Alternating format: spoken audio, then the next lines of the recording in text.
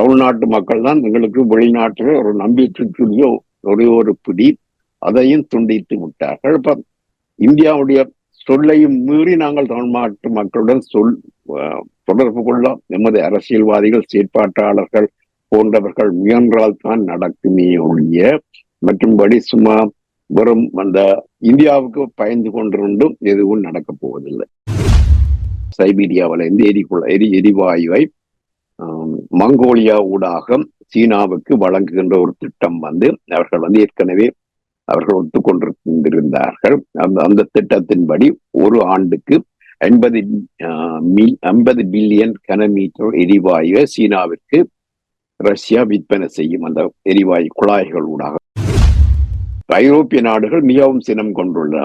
அதாவது ரஷ்யா சீனாவிடமிருந்து படைக்கலங்களை வாங்கி இந்த போர்ல வெற்றி பெற்றால் தங்களுக்கு ஆபத்து என்று பல மேற்கு ஐரோப்பிய நாடுகள் கருதுகின்றன.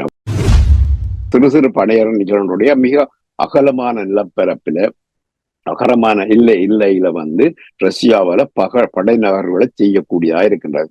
உக்ரைனை பொறுத்த வரையில ஆளணி குறைந்த மற்றது படைக்கலங்கள் குறைந்த நிலையில அவர்களுக்கு எதிராக இந்த சிறு படை நகர்வுகளை செய்ய முடியும்.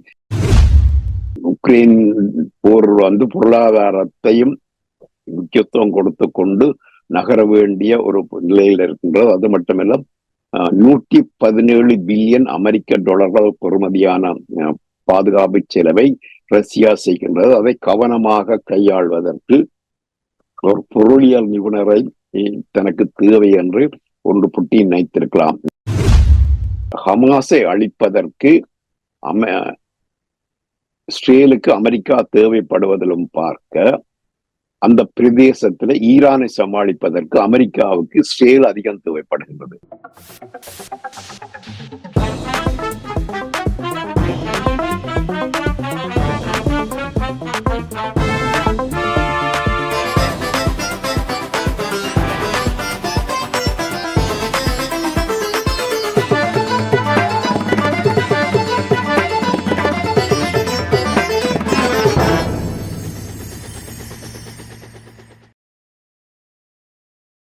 கௌரி டூர்ஸ் மே ஆஃப்டம் விடுமுறையில் 25 தொடக்கம் 28 வரை 4 நாட்கள் லூட்ஸ் மாதா, டிஸ்னிலாண்ட், ஈஃபில் டவர் சென்று வர ஓர் அரிய சந்தர்ப்பம். உணவு, தங்குமிட வசதி உட்பட தனிநபர் ஒருவருக்கு 420 பவுண்ட்ஸ் மட்டுமே. தொடர்புகளுக்கு 0208308611 gauri-tours.com. அனைத்துலக உயிரோடை தமிழ் ILC தமிழ் உயிரோடை தமிழில் அன்பர்களே, உலக நகர்வுகள் வாரந்தோறும் ஒவ்வொரு செவ்வாய் பிரித்தானிய நேரம் 8 மணி பிரதான செய்திகளை தொடர்ந்து இடம்பெறுகின்றது உலக நகர்வுகள்.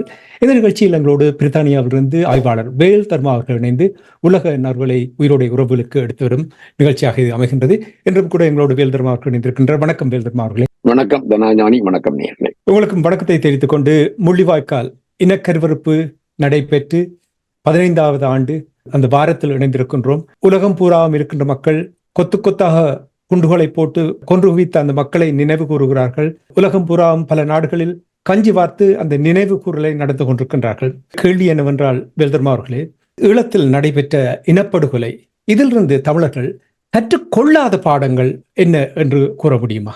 இதிலிருந்து நாங்கள் கற்றுக்கொள்ளாதவை என்பதை பார்க்கும் போது எங்களுடைய செயற்பாட்டாளர்கள், ஆய்வாளர்கள், மற்றது அமைப்புகள், அரசியல்வாதிகள் ஆகியோருடைய செயற்பாடுகளைத்தான் நாங்கள் முக்கியமாக கவனிக்க வேண்டும். இந்த போர் முடிந்த பின்பு சர்வதேசம் உமக்கு தீர்வு தரும் என்ற ஒரு நிலையில்தான் எல்லோரும் இருந்தார்கள். ஒரு சர்வதேசத்தின் மூலமாக ஒரு தீர்வை பெற முடியும் என்று. ஆனால் சர்வதேசம் என ஒன்று இல்லை. அப்படி ஒன்று அது ஒரு அமைப்பாகவோ அல்ல சர்வதேச சமூகம் என ஒன்று இல்லை. அதை நாங்கள் ஒரு படிப்பினையாக இன்று வரை எடுக்கவில்லை. அண்மையில் இந்த பொது வேட்பாளர் தொடர்பான கருத்தை முன்வைப்பவர்கள் கூட இந்த பொது வேட்பாளரை நிறுத்தி அதன் மூலம் தேர்தலை, இந்த இலங்கையினுடைய குடியரசுத் தலைவர் தேர்தலை எதிர்கொள்ளும் போது தமிழர்கள் சர்வதேசத்துக்கு ஒரு செய்தி சொல்ல முடியும் என்று சொல்லுகின்றார்கள். இப்போதும் சர்வதேசம் என ஒன்று இருக்கிறது என்று அவர்கள் நம்புகின்றார்கள். அதான் நாங்கள் கற்றுக்கொள்ளாத மிக முக்கியமான பாடம். சர்வதேச சமூகம் என்று ஒன்றுமில்லை, சர்வதேசம் எனவும் ஒன்று இல்லை. இரண்டாவது, ஜெனிவா மூலம் தீர்வு காண முடியும் என்று இப்போது நம்புபவர்கள் இருக்கின்றார்கள். அது நாங்கள் கற்றுக்கொள்ளாத இரண்டாவது பாடம். மூன்றாவது, எமக்கு நீதி கிடைக்கும் என்று இப்போதும் நம்புகிறார்கள். எமக்கான நீதி ஒருபோதும் கிடைக்கப் போவதில்லை. அதை இவர்கள் உணர்ந்து கொள்ள வேண்டும். இதைத்தானே வேல்தர்மா அவர்களே, தாயகத்திலிருந்து 18 வயது மாணவன் ஒருவன் கூறியிருந்தான்.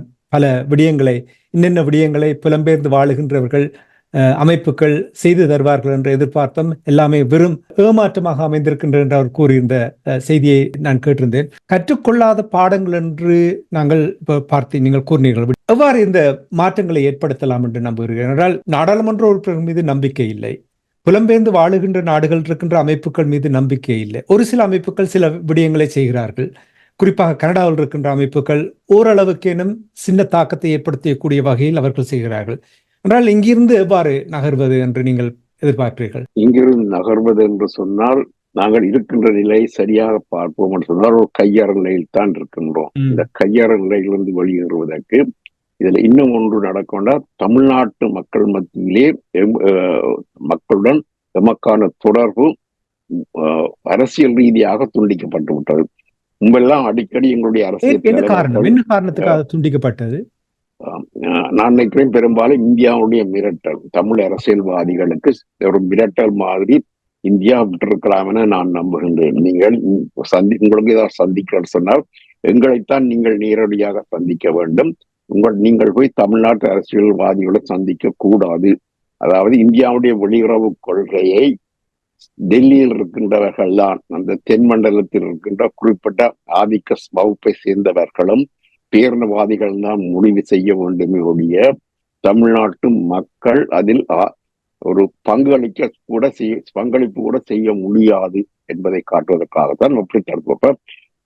இப்ப தமிழ்நாட்டு மக்கள் தான் எங்களுக்கு வெளிநாட்டில் ஒரு நம்பிக்கைக்குரிய ஒரே ஒரு பிடி, அதையும் துண்டித்து விட்டார்கள். இப்ப இந்தியாவுடைய சொல்லையும் மீறி நாங்கள் தமிழ்நாட்டு மக்களுடன் தொடர்பு கொள்ள எமது அரசியல்வாதிகள், செயற்பாட்டாளர்கள் போன்றவர்கள் முயன்றால் தான் நடக்குமே ஒழிய மற்றும்படி சும்மா வெறும் அந்த இந்தியாவுக்கு பயந்து கொண்டிருந்தும் எதுவும் நடக்க போவதில்லை. அதுக்கான தகுதி இருக்கு. நான் மன்னித்துக் கொள்ளுங்கள், நான் அப்படி கேட்பதற்கு. என்றால் நான் எங்கிருந்து இது வரப்போகின்றது என்று அறிந்து கொள்வதற்காக இதற்கான அந்த தகுதி இருக்கின்றதா? எவ்வாறு இவர்களை அணுகுவது, எவ்வாறு ஒரு திட்டங்களை உருவாக்குவது, எப்படி தமிழ் மக்களுடைய பிரச்சனை, இப்ப தேசிய தலைவர் எல்லாம் எவ்வாறு கட்டி எழுப்பினார்? அவருக்கு படைப்படையாக கொண்டு வந்து வீரர்களை கொண்டு வந்து கொடுக்கவில்லை, அவராக கட்டி எழுப்பினார். அப்படி இது எவ்வாறு இவர்கள் கட்டி எழுப்பலாம்? அதற்கான தகுதி இருக்கிறதா? அதற்கான தகுதி எங்களுக்கிடம் இல்லை என்று சொல்ல முடியாது. மக்களுக்கு நீங்கள் தான் உங்களுக்கான தீர்வை தேட வேண்டும் என்பதைத்தான் போதிக்க வேண்டும். எங்களுக்கு யாராவது வெளிநாடு, டில்லியோ அல்லது வாஷிங்டனோ தங்கள் தட்டுல கொண்டு வந்து எங்களுக்கு தீர்வை தரும் என்ற ஒரு நம்பிக்கை இல்லாமல், நம்பிக்கையை கொடுக்க கூடாது. நீங்கள் தான் கிளர்ந்து எழுந்து உங்களுக்கான தீர்வை நீங்கள் தான் பெற வேண்டும். ஏதோ ஒரு வகையான உங்களோட போராட்டத்தை ஆரம்பித்து தான் செய்ய வேண்டும். இப்ப இன்றைக்கு ஒரு கட்சி தலைவர் நாடாளுமன்றத்தில் உரையாற்றும் போது சாபமிடுவது போலத்தான் பேசுகின்றார். இதெல்லாம் ஒரு ஆற்றாமையினுடைய வெளிப்பாடுதான், கையாளாகத்தினுடைய வெளிப்பாடாகத்தான் பார்க்க முடியும். அதே மாதிரி தான் இங்க புலம்பெயர்ந்த நாடுகள் இப்ப பாருங்கள், 2 அமைப்புகள் முள்ளிவாய்க்கால் நினைவேந்தலை கிட்டத்தட்ட ஒரு 200 யார்ட் வித்தியாசத்தில் 2 இடத்தில் வைக்கிறார்கள். இது என்ன செய்தியை கூறுகிறது? நான் கேட்டேன், தகுதி இருக்கின்றதா என்று கேட்டேன். இப்படி 2 இடங்களில் 2 முள்ளிவாய்க்கால் நினைவேந்தலை நடத்துவது என்ன செய்தியை கூற போகிறது சர்வதேச நாடுகளுக்கு? 2 இடத்தில் நடத்துவது, அதாவது அந்த அமைப்புகளுக்கு இடையில் உள்ள ஒரு போட்டியம் ஒன்று, அவர்களுக்கு இடையில் உள்ள கொள்கை முரண்பாடா அல்லது தங்களை தக்க வைப்பதற்காக? என்றால் இதை விட்டு அவர்களுக்கு வேறு ஒரு வேலையும் இல்லை, தங்களை தக்க வைப்பதற்காக இது ஒரு செயல்பாடு.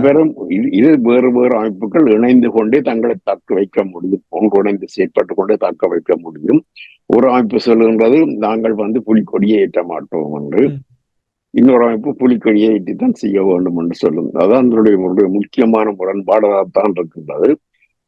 புலிக்கொடி தடை செய்யப்பட்ட ஒரு கொடியும் அல்ல. முள்ளிவாய்க்கால் என்பது விடுதலை புலிகளோடு சம்பந்தப்பட்ட ஒரு நிகழ்வு தான். மற்றது எங்களுக்கு ஒரு அடையாளமாக நாங்கள் அந்த அந்த புலிக்கொடியைத்தான் வைத்திருக்க வேண்டும். எங்களுடைய தேசத்தின் கொடியாக, ஒரு அமைப்பினுடைய கொடியாக இல்லாமல் ஒரு தேசத்தின் கொடியாக ஏதாவது ஒரு கொடியாவது வைத்திருக்க வேண்டும். அப்ப பிரித்தானிய கொடியை தூக்கி பிடிப்பதுதான் எங்களுடைய கொள்கை என்றால் அது தவறான ஒன்றுதான். உண்மைதான். எனவே இவர்கள் திருந்துவார்கள் என்று நம்புவோம். அதைத்தான் எங்களால் கூற முடியும். இவ்வாறான நிலையில் இருப்பார்களாக இருந்தால் தமிழ் மக்களுக்கு எந்த விதத்திலும் இது பயன்பட போவதில்லை, பிரயோசனப்பட போவதில்லை. வெறுமெனவே அந்த காலத்தை ஓட்டிக்கொண்டிருப்பதாகத்தான் இருக்க போகின்றது.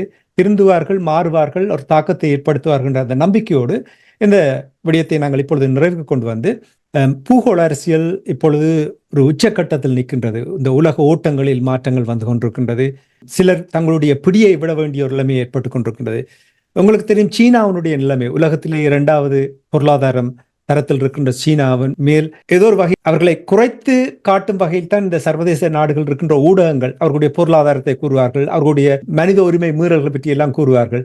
இப்பொழுது சீனா செய்த மனித உரிமை மீறல்கள் இப்பொழுது இஸ்ரேல் செய்கின்றது, அமெரிக்காவில் பார்க்கக்கூடியதாக இருக்கின்றது, இந்தியாவில் பார்க்கக்கூடியதாக இருந்தது என்று பிரித்தானியா கூறியது.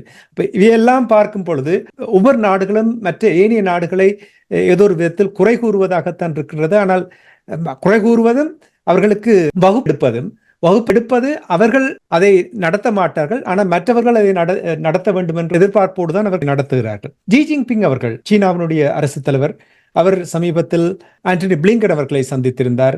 இனி பிரான்சினுடைய அதிபர் மெக்ரான் அவர்களை சந்தித்திருந்தார். அப்படி அவர் உலக நாடுகள் இருக்கின்றவர்களை சந்திக்கின்ற நேரத்தில் புட்டின் அவர்களையும் சந்தித்திருந்தார்.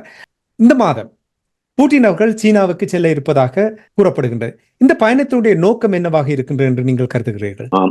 விளாடிமிர் புட்டின் அவர்கள் ஜி ஜின்பிங்குடன் 2022ஆம் ஆண்டு பிப்ரவரி மாதம், அதாவது அவர் அந்த உக்ரைன் மீதான தன்னுடைய சிறப்பு பட நடவடிக்கை செய்வதற்கு சில நாட்களுக்கு முன்னர் ஜி ஜின்பிங்கை அந்த சர்வதேச விளையாட்டு போட்டியில சந்தித்து அவர்கள் இருவருக்கும் இடையிலே ஒரு எல்லையற்ற பங்காண்மை என்ற ஒரு அறிவிப்பை வெளியிட்டிருந்தார்கள். அதில் பல விஷயங்கள் ஒத்துக்கொள்ளப்பட்டன. அதற்கு பின்னர் இருவரை 4 தடவைகள் சந்தித்து பேசியுள்ளார்கள். இது அதாவது சந்திக்க இருப்பது 4வது சந்திப்பு. 3 தடவைகள் சந்தித்து விட்டார்கள். இப்ப மே 16ஆம் தேதியும் 17ஆம் தேதியும் புட்டின் சீனாவுக்கு போய் சந்திக்க போகின்றார் ஜி ஜின்பிங்கை. இப்ப இந்த பின்னணியை நாங்கள் என்ன என்று பார்க்க சொன்னால், சீனாவுக்கும் ரஷ்யாவுக்கும் இடையிலான உறவில சீனாவினுடைய பிடி வந்து ரஷ்யா அவருடைய படை நடவடிக்கை ஆரம்பித்த பின்னர், உக்ரைனுக்கு எதிரான படை நடவடிக்கை ஆரம்பித்த பின்னர் சீனாவுடைய பிடி வந்து அதிகரித்துள்ளது. அந்த பேரம் பேசல சீனா தான் பேரம் பேசுவதற்கு வலிமை மிக்க ஒன்றாக இருக்கின்றது. மற்றது 2 நாடுகளுக்கும் இடையிலான அந்த எரிவாயு விநியோகம், எரிவாயு ஆஃப் சைபீரியா 2 என்ற பெயரில் ஒரு எரிகுழாய் திட்டம். சைபீரியாவில் இருந்து எரிவாயுவை மங்கோலியா ஊடாக சீனாவுக்கு வழங்குகின்ற ஒரு திட்டம் வந்து அவர்கள் ஏற்கனவே ஒத்துக்கொண்டிருந்தார்கள். அந்த திட்டத்தின்படி ஒரு ஆண்டுக்கு 50 பில்லியன் கனமீட்டர் எரிவாயுவை சீனாவிற்கு ரஷ்யா விற்பனை செய்யும், அந்த எரிவாயு குழாய்கள் ஊடாக.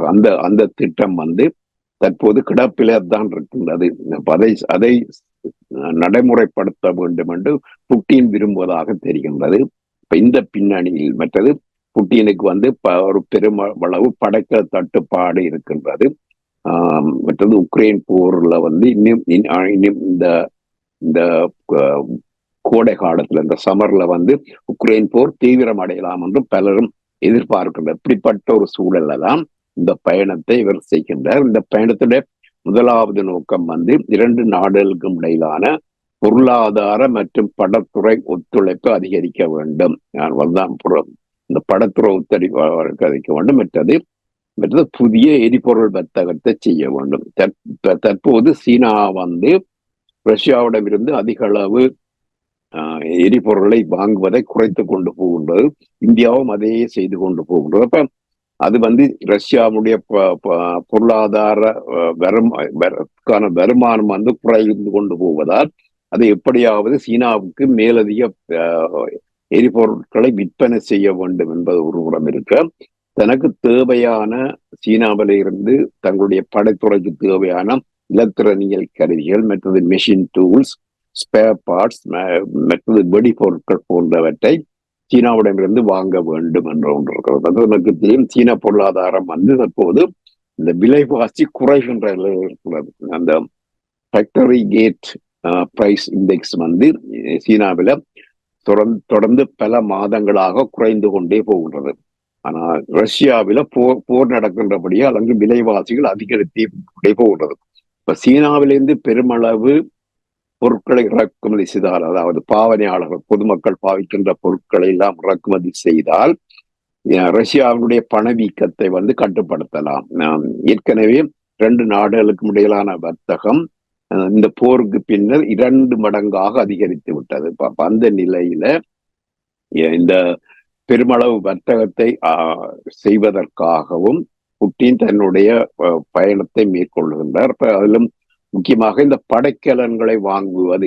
ஏற்கனவே அமெரிக்காவும் பிரான்சும் மற்றும் ஐரோப்பிய நாடுகளும் சீனாவிடம் ஒரு விஷயத்தை வலியுறுத்தி கொண்டு வருகின்றன. உக்ரைனுக்கு எதிரான போரில் ரஷ்யாவுக்கு படைக்கலன்களை வழங்கக்கூடாது என்று. அந்த விஷயத்துல சீனா சற்று கவனமாகத்தான் இருக்க வேண்டும். சீனாவுடைய பொருளாதார நெருக்கடியில இந்த ஏற்றுமதியை அது இழக்க முடியாத நிலையில் இருக்கிறது. அதில் முக்கியமான 2 பெரிய சந்தைகள் ஐரோப்பிய நாடுகள், மேற்கு ஐரோப்பிய நாடுகளும் வட அமெரிக்க நாடுகளும் தான். இப்ப இந்த 2 நாடுகளுடைய அந்த வர்த்தகம் பிழைத்தால் மேலும் பிரச்சனையாக இருக்கும். இந்த மே மாதம் 14ஆம் தேதி அளவில் அமெரிக்கா சீனாவிலிருந்து இறக்குமதி செய்கின்ற பல பொருட்களுக்கான வரியை அதிகரித்துள்ளது, பெருமளவு அதிகரித்துள்ளது. அப்ப சீனா படைக்கலங்கள் கொடுக்கின்ற விஷயத்தை கவனமாக வேண்டும். ஐரோப்பிய நாடுகள் மிகவும் சினம் கொண்டுள்ளன.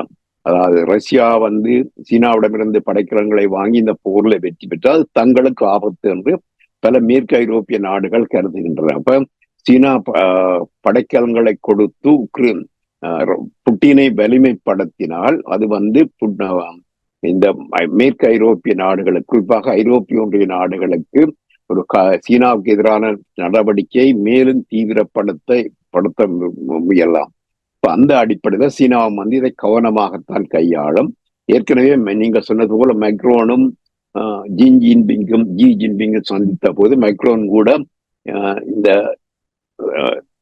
உக்ரைன் விவகாரத்துல சீனாவுடைய நிலைப்பாட்டு தொடர்பாக தன்னுடைய கரிசனையை வெளிப்படுத்தி இருந்தார். இப்ப எவ்வளவு தூரம் வெற்றி அளிக்கும் என்பதை பயணத்தின் பின்னர் தான் செய்ய முடியும். ஆனால் ரகசியமாக சீனா படைக்கலங்களை வழங்க முற்படலாம். நன்றி வேதர்மா அவர்களே. இந்த விஜயம் தொடர்பாக சீனாவினுடைய நகர்வுகள் சர்வதேச நாடுகளில் எவ்வாறு இது பார்க்கப்பட போகின்றது என்று நீங்கள் அவதானிக்கிறீர்கள்?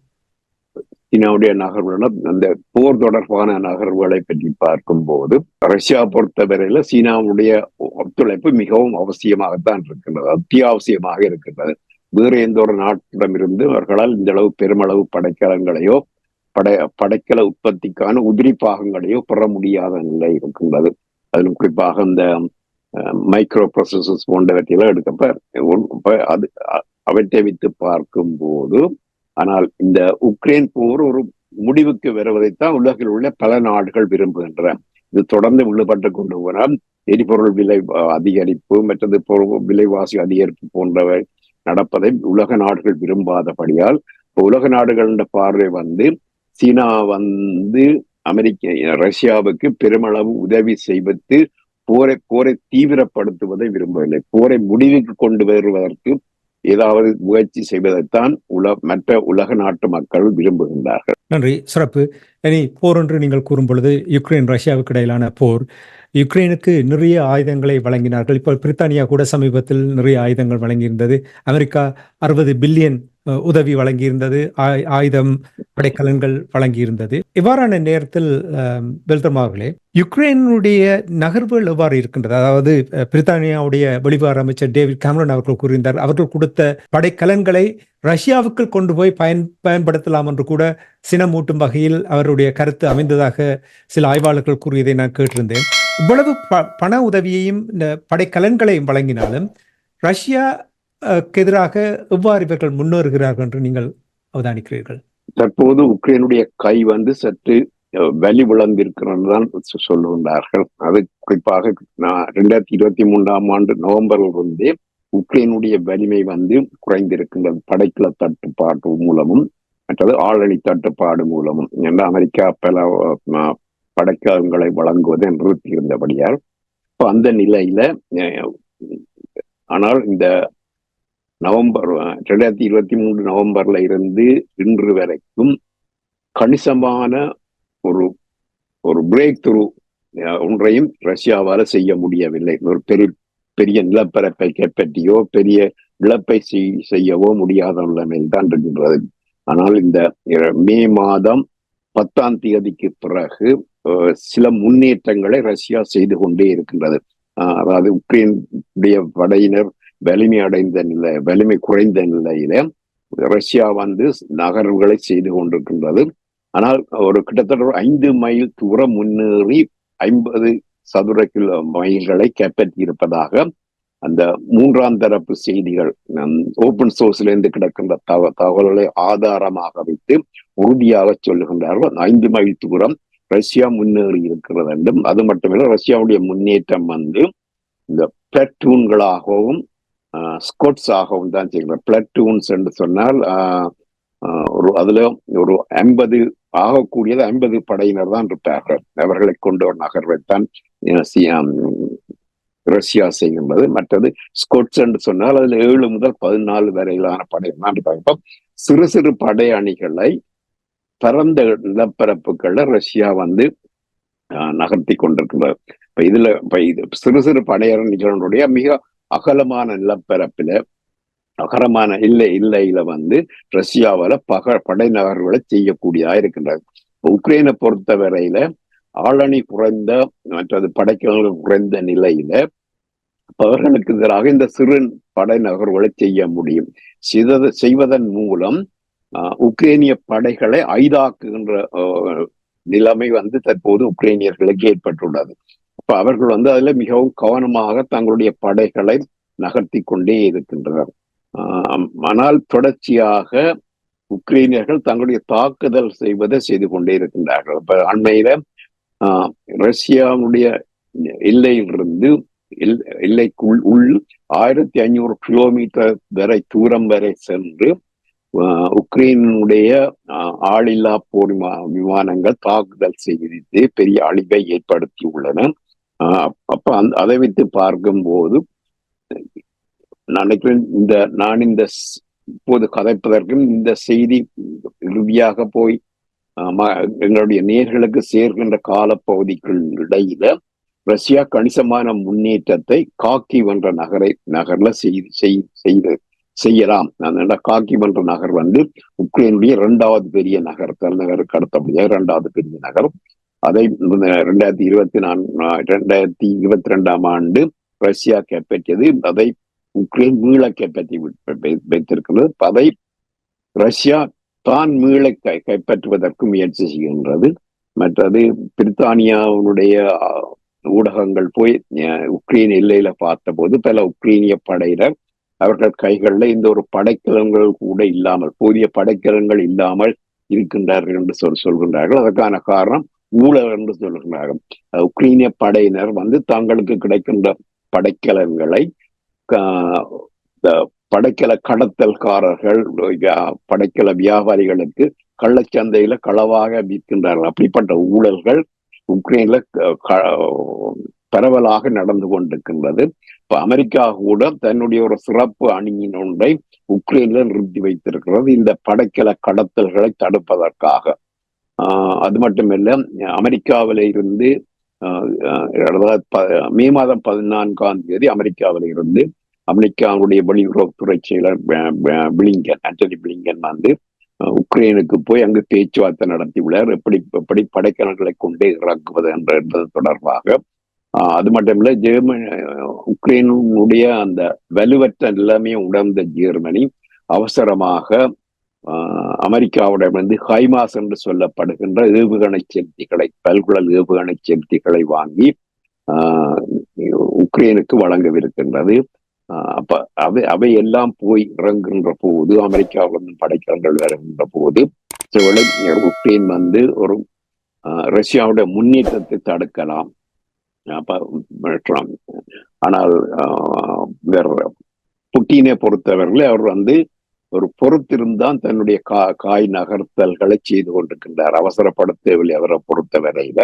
அது மட்டுமல்ல, அவர் வந்து தன்னுடைய பாதுகாப்புத்துறை அமைச்சரை மாற்றியுள்ளார்.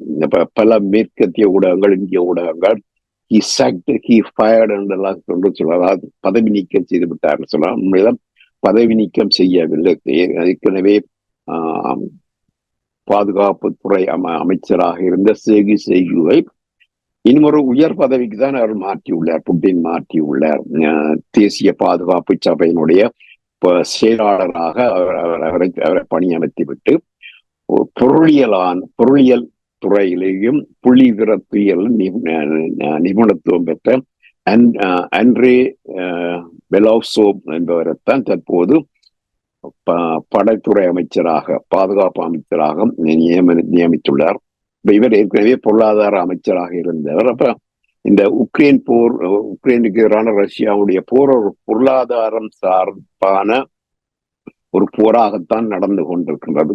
இப்ப உக்ரைன் போர் வந்து பொருளாதாரத்தையும் முக்கியத்துவம் கொடுத்து கொண்டு நகர வேண்டிய ஒரு நிலையில் இருக்கின்றது. அது மட்டுமல்ல, 117 பில்லியன் அமெரிக்க டாலர்கள் பெறுமதியான பாதுகாப்பு செலவை ரஷ்யா செய்கின்றது. அதை கவனமாக கையாள்வதற்கு ஒரு பொருளியல் நிபுணரை தனக்கு தேவை என்று ஒன்று புட்டின் நினைத்திருக்கலாம். இப்ப அது ஒரு காரணமாக இருக்கலாம்.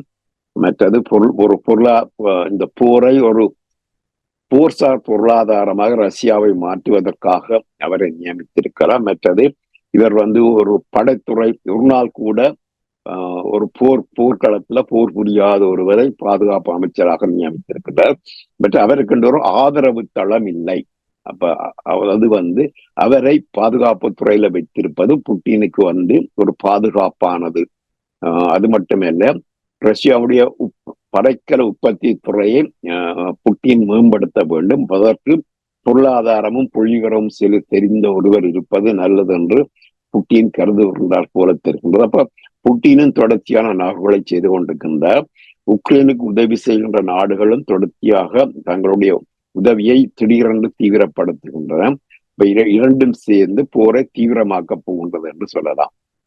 இப்ப நீங்கள் கூறினீர்கள் காக்கி பகுதியை பற்றி கூறும் பொழுது, இரண்டாவது பெரிய நகரமாக இருக்கிற காக்கி பகுதியில் ரஷ்ய படையினர் முழுமையாக அதை கைப்பற்றினால் போரினுடைய நிலைமை மாறுவதற்கான சாத்தியங்கள் இருக்கின்றன. அதாவது இதிலிருந்து மெதுமெதுவாக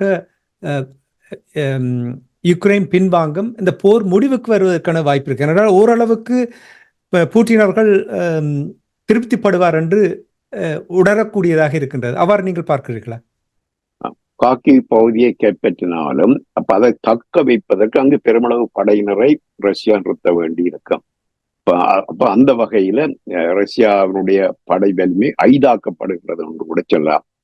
ஆனால் காக்கி பகுதியில் உள்ள ஒன்று வந்து இரண்டாவது பெரிய நகரம், மற்றது ரஷ்யாவுடைய எல்லைக்கு அண்மையில உள்ள ஒரு நகரம். அப்ப அந்த வகையில ரஷ்யாவுடைய எல்லைக்கு அண்மையில் உள்ள நகரத்துல உக்ரைனிய படைகள் இருப்பது ரஷ்யாவுக்கு ஆபத்து.